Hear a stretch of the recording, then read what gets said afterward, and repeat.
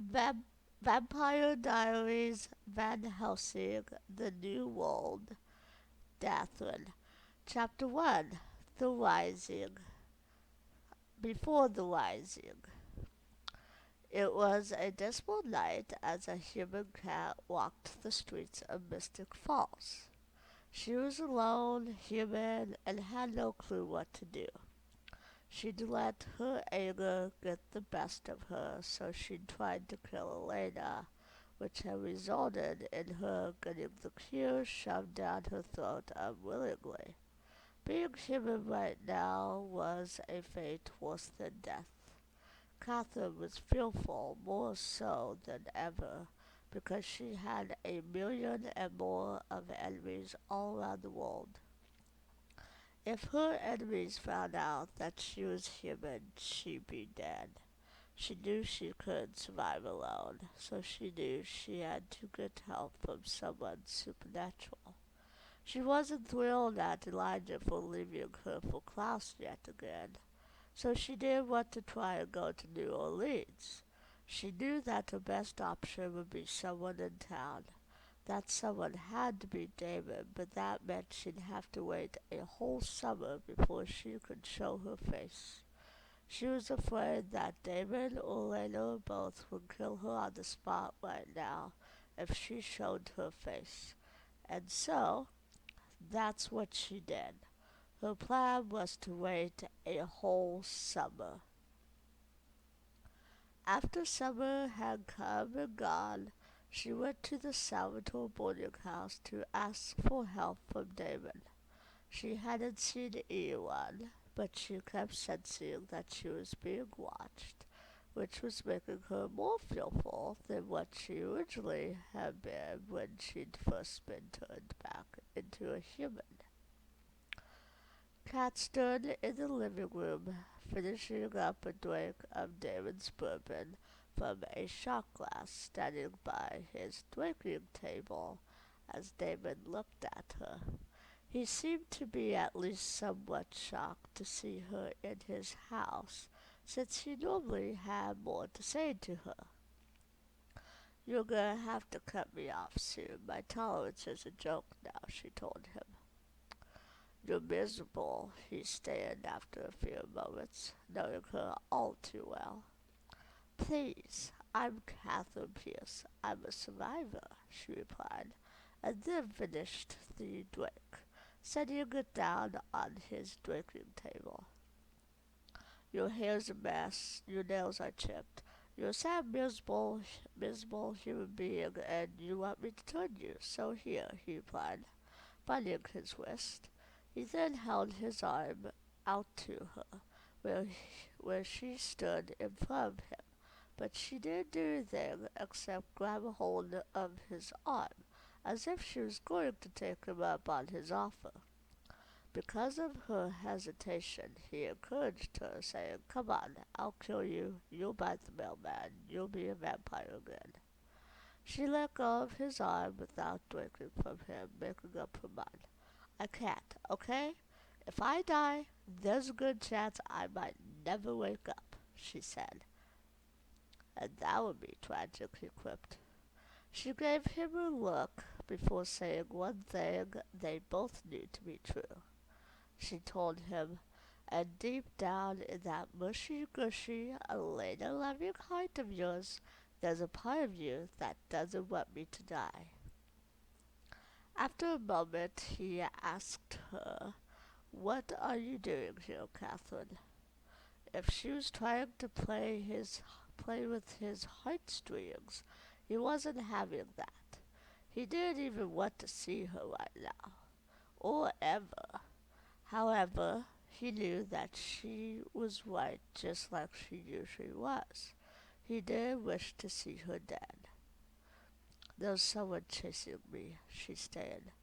"Then run far away." "David, you don't understand. I have enemies everywhere. What happens when they find out that I'm a human? I can't protect myself. I'm weak and I'm slow. Do you have any idea what it's like to run in hills?" "I have blisters, David," she replied. Then she added, "Just please help me." David was silent for a few moments, debating on what to do. Then he was saved by the bell, getting a call that made him have to leave the house, leaving Catherine home alone.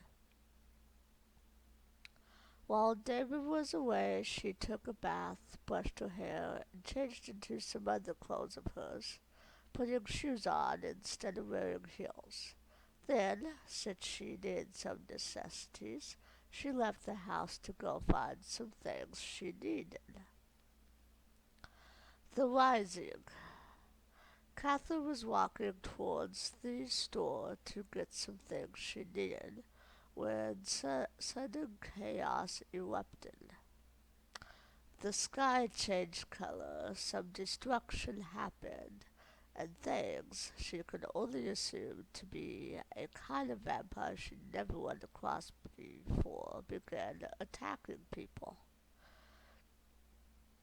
She tried to get out there alive, but then was thrown and pinned to the ground.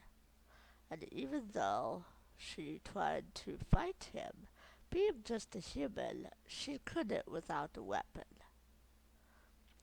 Then she felt fangs in the side of her neck. Then, as the minutes passed by, as it felt to her, everything went blurry. David had been on his way back home when chaos had erupted. The vampires attacking weren't the kind of vampires he knew, though. They were different. They seemed more animal than anything. Then he smelled Catherine nearby, mixed with blood. He wasn't sure if it was her blood or someone else nearby, though, because of everyone being attacked. He assumed it must be, though, so he went in search of her, avoiding everyone else. When he found where she was, he saw one of the vampires feeding from her. For some reason, he wasn't happy about that. He didn't want her to be killed, so he tossed the vampire off of her. "Get away from her," he growled. The vampire growled back, but then went on to attack someone else. Damon turned around and was instantly knelt at her side. He then took his jacket off, using it to apply pressure to the side of her neck. Unlike a normal vampire that only fed the normal way, that vampire had left a deep bite. He didn't want to try vampire blood since the cure was inside her, though. "Stay with me, Catherine," he pleaded. Then, still applying pressure to the wound with his jacket, he got to his feet with her, fleeing to the hospital. Meredith was the only other option he had at the moment. When she woke up, she found herself in a hospital bed, Damon sitting on her bedside. "You're awake," she commented. "What's happening?" "Those were different vampires. I've never seen ones like those before," she said, getting straight to the point. She remembered, so she didn't have to ask what happened or anything. "I don't know what's going on, but I know one thing. We need to get out of here before they decide to start raiding the hospital." "As long as we're driving," she replied, not feeling up to walking. She still felt weak from getting bitten the way she had. He realized that she didn't feel like she should be walking anywhere, so he got up. "I didn't bring my vehicle, so let's just get you out of here," he informed her, detaching her. "Fine by me," she replied. When he'd had her okay, knowing she didn't like being told what to do or being forced to do something, he gently picked her up. As he did, she laid her head on his shoulder, arms weakly around his neck. He then blurred out of the hospital, heading for home where his vehicle was.